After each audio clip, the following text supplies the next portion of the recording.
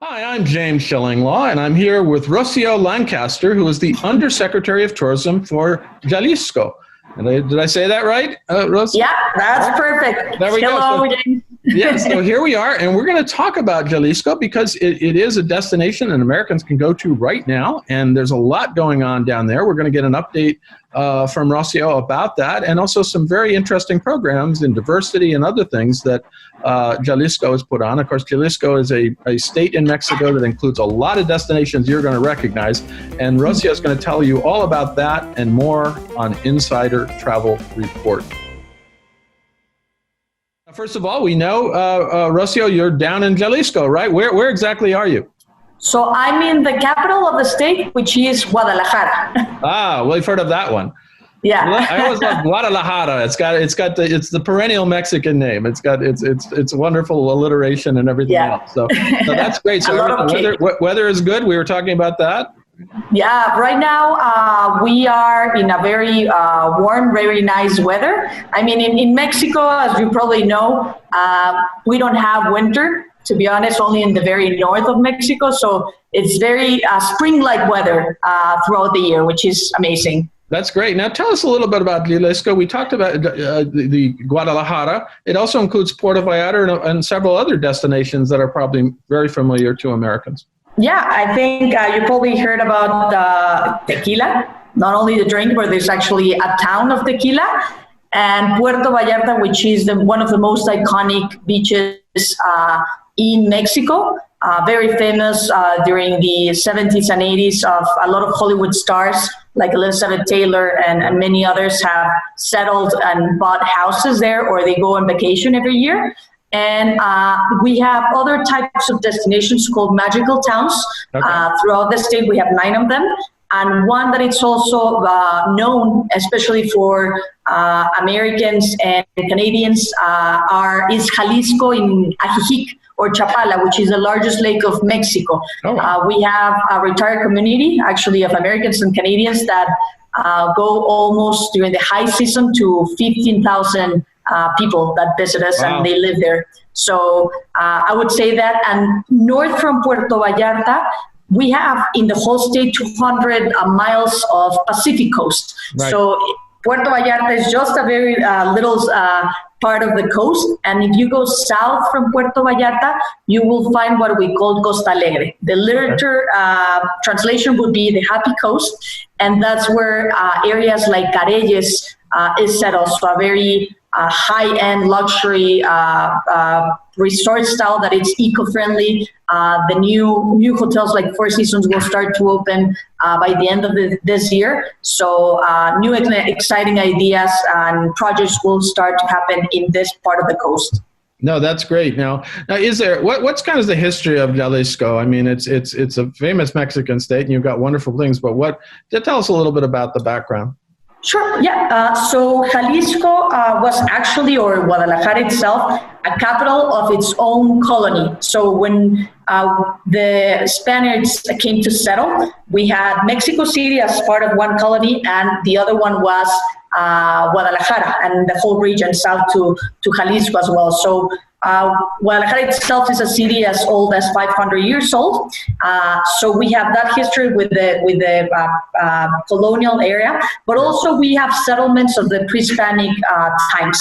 So in those times in Mexico, as you've probably seen, there's a lot of ruins of different indigenous communities. Sure. So in Jalisco, we had a lot of indigenous communities that were nomads. So they would pass. So we have Tonaltecas, and we have something similar to the Mayans, and different types of indigenous communities that build this sites that you can actually go and visit now. So after the Hispanic area, the colonial area, where we're more now, the modern times, Jalisco was modern also for known for the Mexican Revolution. A lot of the big movements where independence was set was actually in Jalisco, especially in a little magical town called Tlaquepaque, which is part of the metropolitan area. So big movement from the cultural movement, and just in general, the history started to settle and developed from here, to say so. And that's why we have big icons that I've recognized around the world, like the tequila itself, the drink that has way more history. Before it was called tequila, it was called actually mezcal before.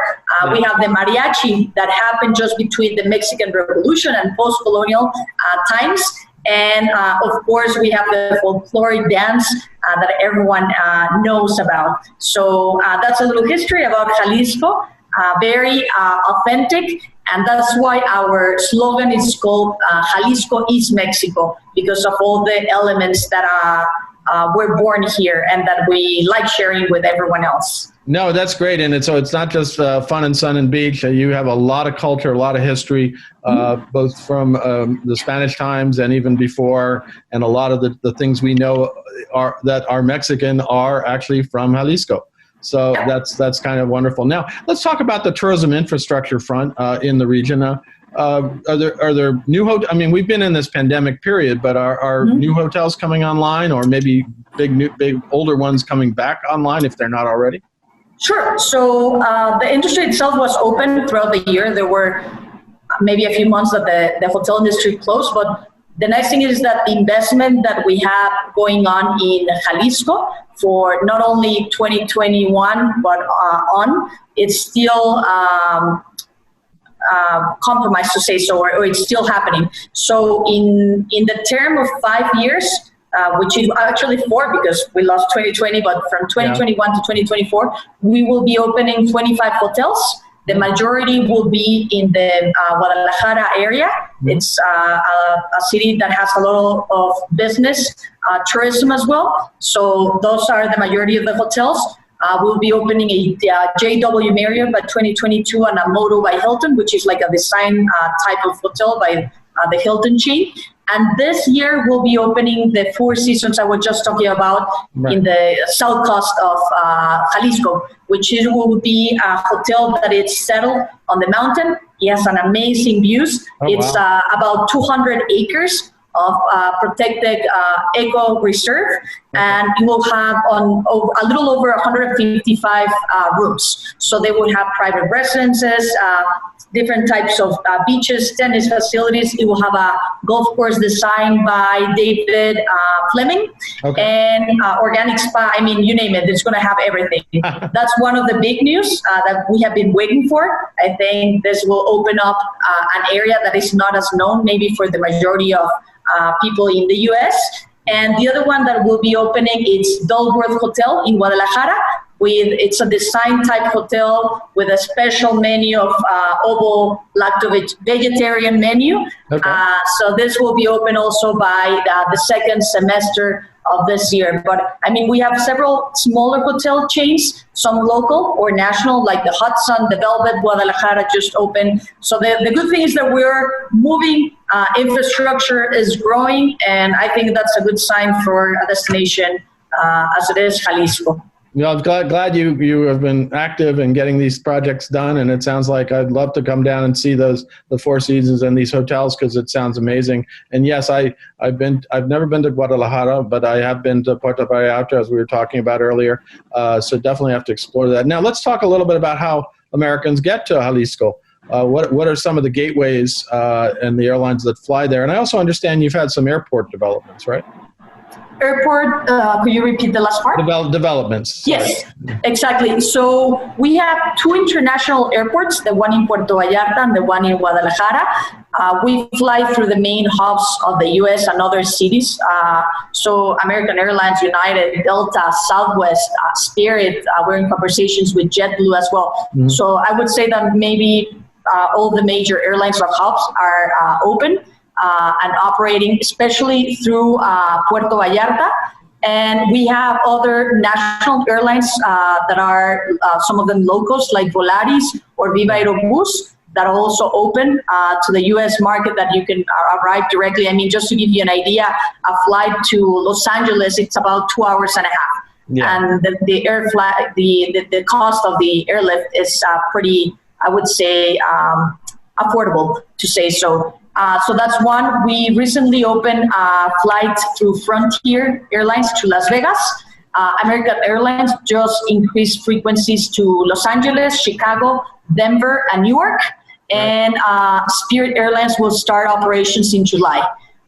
So I would say there will be no problem in connectivity with flights. Also, we're looking about to connect with cruises. As you know, the cruise industry is starting again. So we think that maybe by the end of summer or autumn, we will start cruises running and visiting Puerto Vallarta. We had Carnival and Norwegian, and I mean the main ones that visit us as well, and that they start from the U.S. No, that's great. Sounds like you're going to have plenty of lift as we hope this surge in tourism is going to happen starting later this year and into 2022. Let's talk a little bit about how Jalisco has gotten through the crisis, the COVID-19. What have you had to do in terms of the health and safety protocols that you've implemented? Sure. So we have been trying to be as proactive as possible. We have tightening our restrictions ahead of time of especially the peak seasons. We've been talking to our allies in the destinations because we've always said that just the government voice will not be enough. So we need more ambassadors or people that will be vocal about what need to be set in place. So some restrictions change from time to time, so we need to be as clear as possible and maintain the official channels. So we do have a website that is directed to the U.S. and Canadian partners or consumers or just tourists in general. Right. And I mean, I think we have been managing very well the situation in general. Compared to the rest of Mexico, Jalisco itself is the fourth state that has the least number of active cases. So we are a very large state, but at the end, there's 32 states in Mexico. So I think being the fourth from least to the most number of cases, we're doing a good number. The number of available beds ranges between 10 to 12% of the total amount of beds. So that's, I think, something that we have kept throughout the past month. We also got the WTTC, Safe Travels, Safety and Hygiene stamp. So we work with the local industry as well to make sure they're covering the protocols that are suggested by the state, that they go in compliance with the WTC, and they are also aligned to this CDC guidelines. So we have a list of these companies that have the WTTC stamp as well. And yeah, I think it's a lot of communication what we have been doing, because we have, we call it a table or a group of people that take care of the decisions that are in charge of the health protocols and measures. Sure. So we are part of that table, and I think it has worked very well, and we're starting to get our numbers up, which is great. Destinations, as you mentioned, Puerto Vallarta, Guadalajara, you start to see way more movement and flow of the people and visitors, which is amazing. No, that's great, and I'm glad it's all coming back and in a health and safe manner. That's what and I have been to Mexico, and I felt perfectly safe. So let's talk a little bit about sort of major events and celebrations that are upcoming in Jalisco and all the region. What is coming up that really you want to key on? Sure. I just want to mention that we have been organizing events since the second semester of 2020. Okay. We have been very successful at organizing events of more than 5,000 people, most of them are more exhibition style events. Okay. But coming up, we just recently hosted the pre-Olympic soccer games. With a stadium that cooperated at 25% of the capacity, which means 12,000 people. So that was a big exercise, and I think it was a success that we were able to help and people to enjoy, because we haven't had as many events. We had a tennis open just 2 weeks ago, and in May we're going to start a baseball season with one of our baseball teams called the Mariachis. I mean, we are the town of the mariachi, so of course we have to have a baseball team. So the season will start in May. We have an amazing stadium with a great gastronomic scene. If people are interested in that, you can go and see the baseball. But if you don't like as much baseball, you will have a good time because it's amazing food. You'll eat well, right? Yeah, no, to be honest, I mean, that's why I think one of the great successes of the baseball seasons in Jalisco. We also have in September what we call the International Mariachi Festival. So that's where we get and invite people and mariachi bands from all over the world. So the mariachis from here, so we've had mariachis from Sweden and from Japan, from China, you name it. And it's amazing because you see people that were born in China or Sweden or whatever, and they're dressed as mariachis and they are part of the culture that we like to share. So imagine having all these mariachi bands that they play in public plazas, or they have private concerts as well. Right. And it's an amazing blend and an atmosphere that you live in September. So normally that happens, and the date is set in September. We also have in October what we call the film festival. So it's a film festival and queer film festival as well that will happen in October. And in November, we have the largest book exhibition in Spanish and the second one in the world. So just after Germany, we have the second largest book fair where we have over 1 million attendees. So that will happen in November. And I mean, those are a little taste of some of the events that we have, but as the dates move along, we're getting more and more events in the calendar. Well, you had me with the mariachi festival and also the mariachi, the baseball team with the food. I think if I combine those two, I'll be down there. And it's fascinating to hear that. Please, we would be glad. Other places in the world are trying to emulate the Mexican mariachi and have their own version. It's a wonderful music, and it'd be great to go down and see that festival. Now, let's talk a little bit about how you've worked hard really to be a destination that sort of really does focus on diversity. For instance, I believe you have Mexico's first sexual diversity director who was named in 2019. Tell us a little bit about that program and what your goal is.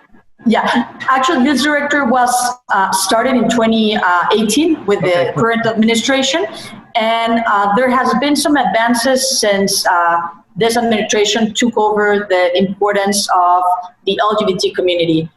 One of the big steps that happened is that Jalisco was the first state to recognize gender identity or to change your name and identity in official paperwork. So we were the first one that included children as well, because there were other states that included these changes, but not for children. So I think we are protecting also the families, especially in the trans community. So that was a big step in what we're doing. We are also bringing events for the community, which I think it's a way to open more the society in general. I consider myself to be, I think that society in general in Jalisco is open, but there's still work to do. So we're bringing events, we're bidding for events like the Gay Games. So the Gay Games, just to put into perspective, are the largest sporting events in the world. It actually brings more competitors than the Olympics. We're talking about 15,000 competitors. And we're bringing this event, or we're bidding to bring it in 2026. We are bringing in 2022 the Interpride Annual Convention. So it's the Interpride Convention is the main association organization for pride organizers around the world. Right. So we will have that in 2022. And I mean, we have an amazing nightlife, of course, and cultural scene throughout the state, especially in Guadalajara and Puerto Vallarta, the most famous, I guess, destinations for the LGBT community. And yeah, I think things have changed so much since a few years back. It's amazing. Being in New York, we consider ourselves pretty LGBTQ friendly, but to hear other destinations are doing that, and then you have a lot of clubs and bars and festivals and things that are much more friendly to that community, and that's great. And it really is. I know the gay community is looking for destinations that are friendly. And they can feel safe, and this sounds like a wonderful place for them to go. Yeah, I agree. It's and we're not new to it. Puerto Vallarta has been I guess, welcoming the LGBTQ community for a few years now. So I think right now it's all over the state that it's, very open, I guess, to welcoming everyone. And it's not about having a specific neighborhood. We always say that, as I see it, the future should be where everyone should hang out and not have like a specific place. So I think that's what we're doing. And I think really good things have happened in the past years. Now, anything else you want to tell our audience of 85,000 travel professionals about Jalisco and your plans for tourism in the future? Sure. No, I would say that I want to invite everyone to a very authentic place. I think people are looking for experiences, for authenticity, and having a great time. I mean, we have great infrastructure to welcome everyone, but I think there's going to be key elements that you won't find anywhere else. I mean, just having a town in tequila, drinking and sipping the best tequilas, of course, in the world, and then listening to the real mariachi music that originated with the best mariachis, and at the same time learning about all our essence and history that we're so happy to share with the world. So we love welcoming everyone, and please let us know if we can do anything. We have a website where you can reach us, which is visitjalisco.com.mx. I mean, we are here to help, and hopefully we'll have a great rest of the 2021. No, that's great. And it sounds like you've described a lot of experiences, I think, that our travel advisors are going to be eager to book their clients to go down, and these new resorts that are coming up, wonderful celebrations, the mariachi, and also the fact that this is a, LGBTQ friendly destination. And I think that's really laudable for Jalisco to do that. It really sounds like a great destination, and now you got me. I want to go though. So we're good. I will plead guilty. I haven't been there. I end up going to the Riviera Maya all the time, as you can imagine, and then down Puerto Vallarta once, and some other places, Cabo. But I really have some catching up to do, I guess. Rosy, I want to thank you. You're very welcome, James. Okay, well, Rosy, I want to thank you for taking the time to speak with us. Great destination. We're looking forward to getting there. And again, wish I was down there in the warmth in Jalisco and Guadalajara with you. And we'll talk. You can find out all about this and more if you look. And what's the website again? The website is visitjalisco.com.mx. There you go. That's where you can go to get more information. I'm James Schillinglaw, and this is Insider Travel Report.